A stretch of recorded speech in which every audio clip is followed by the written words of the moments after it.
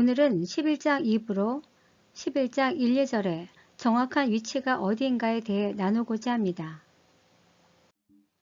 먼저 문제 제기를 하자면 현재 11장 1, 2절의 위치가 맞는가 아니면 10장의 마지막 절에 위치하는 것이 맞는가입니다.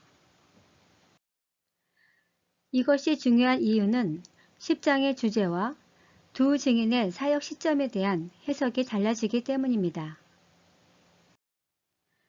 저의 견해는 현재 11장 1, 2절은 10장 마지막 절인 12, 13절의 위치로 변경되어야 한다고 생각합니다. 먼저 오해하지 말아야 할 것은 장절을 어디서 자르느냐 하는 문제는 성경을 왜곡하는 것이 아닙니다. 왜냐하면 요한계시록 원본은 원래부터 장절 구분 없이 쓰였기 때문입니다. 현재 요한계시록은 장절을 구분하여 읽기 쉽도록 만든 것입니다. 처음으로 성경에 장을 표시해서 읽은 사람은 11세기 랑프랑이며 현재의 모습으로 장을 분할해 완성시킨 사람은 영국교회 주교이자 소르본 대학 교수인 스티브 랭턴입니다. 절은 16세기 중반 제네바의 인쇄공인 로버트 에티엔이 신약성경을 출판하면서 기존에 구분된 장에 다시 절을 구분했다고 합니다.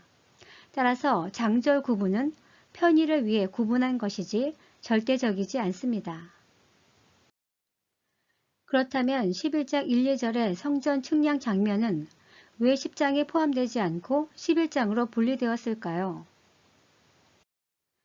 사실 10장의 마지막 장면은 작은 책을 먹고 다시 예언하여야 하리라 말씀인데 이는 마치 종결되는 느낌을 주고 있고 이후 등장하는 11장 1, 2절의 성전 측량 장면은 10장과 서로 호환되지 않는 장면으로 보였기 때문에 11장으로 넘긴 것입니다.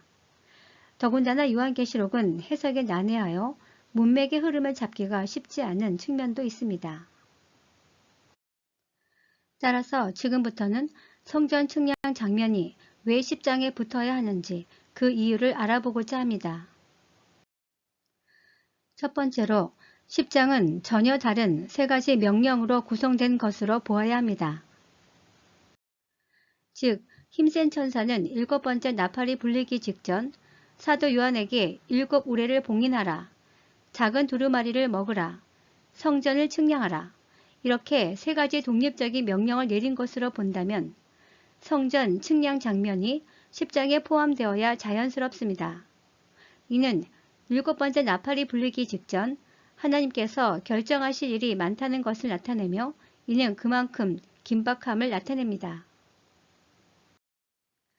두 번째로 11장 1절에 측량하라고 명령을 내린 주체는 힘센 천사이고 11장 3절에 두 증인에게 권세를 주는 주체는 하나님으로서 주체가 서로 다릅니다. 표에서 보듯이 10장과 11장 1, 2절까지는 힘센 천사가 명령을 하고 있습니다. 그런데 11장 3절을 보면 또라는 접속사와 함께 명령의 주체인 내가라는 표현이 있는데 여기서 하나님을 지칭하기 때문에 하나님의 명령입니다. 왜냐하면 힘센 천사가 두 증인에게 권세를 줄 수 없으며 나의 두 증인이라는 말씀에서 두 증인의 소유가 하나님에게 있기 때문입니다. 따라서 힘센 천사가 명령하는 것까지를 10장으로 묶고 하나님이 부여해 주신 권세로 사역하는 두 증인부터는 11장으로 시작되는 것이 자연스러운 문맥으로 보입니다. 세 번째로 두 증인의 사역 시점에 관한 혼선입니다. 11장 1, 2절의 성전 측량 명령은 6번째 나팔 직후 힘센 천사가 명령하게 되는데 그렇다면 11장 3절의 두 증인의 사역 시점은 첫째 나팔부터인가 아니면 6번째 나팔부터인가에 대한 혼선이 생기게 됩니다. 우리는 앞서 9장 1부에서 두 증인의 사역 시점이 7나팔 기간 중 전 3년 반이라는 점을 증명했습니다. 즉, 첫 번째 나팔이 불리면서 두 증인의 사역이 시작되고 같은 시기에 12장에 하늘에서 사단이 땅으로 떨어져 두 증인의 사역을 방해하다가 실패하자 5번째 나팔이 불릴 때 무적행을 열어 첫째 짐승을 풀어줍니다. 그리고 풀려난 첫째 짐승이 42달 동안 권세를 갖고 성도를 핍박하게 되고 같은 시기에 성도는 짐승에 의해 큰 환난을 당하게 됩니다. 이것이 사역 시점에 관한 정확한 인과관계입니다. 그런데 11장 1, 2절이 현 위치에 있으면 11장 두 증인의 사역 시점이 10장과 같이 6번째부터 7번째 나팔 사이가 되는 문제가 발생하게 됩니다. 현재의 11장 1, 2절을 그대로 두면 10장에서 7 우레를 봉인하라 작은 책을 먹으라는 명령과 함께 세 번째 명령인 11장 1, 2절에 성전을 측량하라는 것과 함께 또라는 접속사로 연결되어 11장 3절의 두 증인의 활동까지 이어지게 됩니다. 그렇게 되면 두 증인의 활동 기간이 후 3년 반인 6번째 나팔 이후로 변경되어 시점이 달라지게 됩니다. 즉, 성전 측량 장면과 두 증인의 사역의 경우 명령 주체가 다르고 활동 시점도 서로 다르고 주제도 전혀 다른 장면이 동일한 장에 함께 묶인다는 것은 매우 부자연스럽습니다. 따라서 동일한 장에 묶으려면 11장 1, 2절이 10장의 마지막 절에 있어야 합니다. 이러한 이유로 최근 들어 전천연설 내에서는 두 증인의 사역 시점을 후 3년 반으로 보는 견해가 많습니다. 그러나 이 견해는 인과적으로 볼 때 적절하지 않습니다. 왜냐하면 그림과 같이 두 증인의 사역이 후 3년 반이 된다면 11장 7절에서 보듯이 두 증인은 사역을 끝마칠 때쯤 무적행에서 올라오는 짐승에 의해 죽임을 당하게 됩니다. 문제는 무적행에서 올라온 짐승의 사역 기간 또한 후 3년 반이 됩니다. 그렇다면 짐승의 사역 기간은 7번째 나팔 이후가 되는 심각한 인과적 모순이 발생합니다. 따라서 이 주장은 수용이 불가능합니다. 결국 힘센 천사의 역할이 등장하는 10장은 11장 1, 2절까지 포함하여 6번째부터 7번째 나팔 기간으로 정리하고 11장 3절의 두 증인부터는 첫 번째 나팔부터 다시 시작하는 것이 문맥의 흐름상 자연스럽습니다.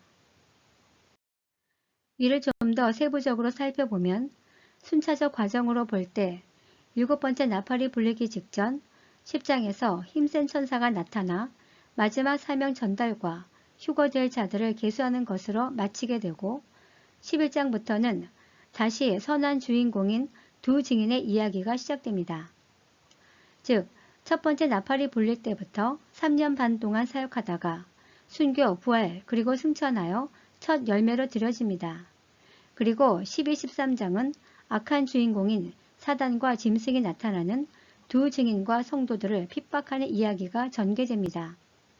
이렇듯 7년 대환란 기간에는 전 3년 반과 후 3년 반의 배경이 되는 나팔 심판과 선한 주인공과 악한 주인공의 세 이야기가 동시에 전개됨을 알 수 있습니다.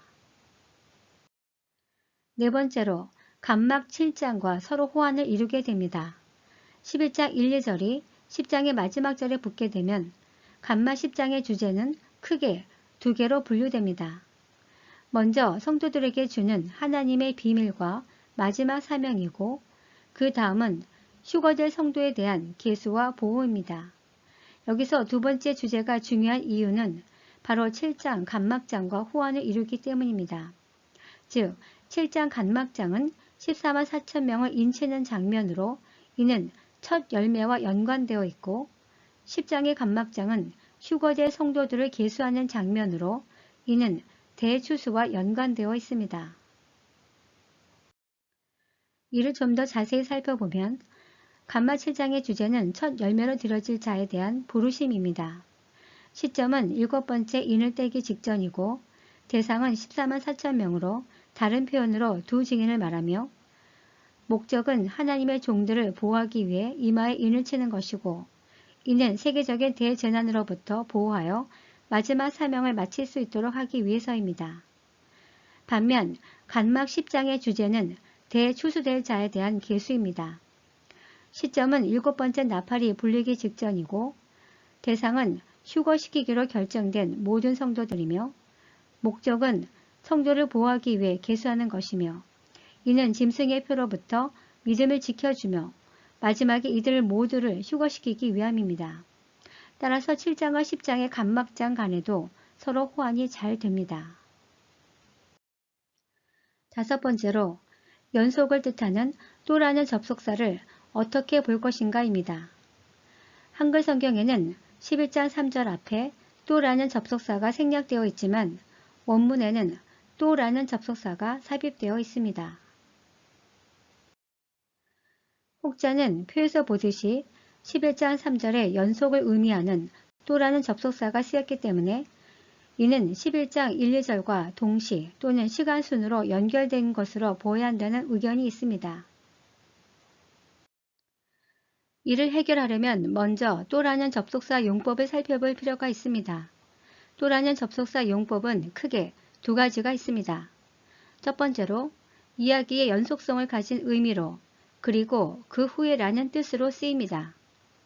두 번째로 장면 전환을 위한 접속사로 앞 문장과는 전혀 다른 내용이거나 새로운 내용을 전달하기 위해 쓰입니다. 결국 또라는 접속사는 연속성을 가진 용법이냐 아니면 장면 전환을 위한 용법이냐에 따라 해석이 달라질 수 있습니다. 예를 들면 11장의 두 증인과 12장의 사단의 내용은 이야기의 연속성이 없습니다. 즉 상황적으로도 연결이 안 되고 순차적으로도 연결이 안 됩니다. 그럼에도 불구하고 원문에는 또라는 접속사가 쓰였지만 한글 성경에서는 이를 번역하지 않았습니다. 왜냐하면 각 장의 독립된 이야기가 전개되기 때문입니다. 반면 19장의 짐승의 멸망과 20장의 사단의 멸망은 이야기의 연속성이 있습니다. 즉 상황적으로도 연결이 되고 순차적으로도 연결이 됩니다. 따라서 원문에도 또가 쓰이고 한글 성경에서도 또를 번역했습니다. 따라서 10장과 11장도 분석해보면 10장의 힘센 천사의 명령과 11장의 하나님의 명령에 의한 두 증인의 사역은 상황적으로 연결이 안 되고 순차적으로도 연결이 안 됩니다. 따라서 비록 원문에서는 또라는 접속사가 쓰였지만 이야기의 연속성이 없기 때문에 한글 성경에서도 번역하지 않았던 것입니다. 따라서 11장 1절부터 바로 두 증인의 스토리가 시작되는 것이 합리적이라고 생각합니다. 다음 시간에는 11장 3부로 두 증인의 정체에 대해서 다루도록 하겠습니다. 감사합니다.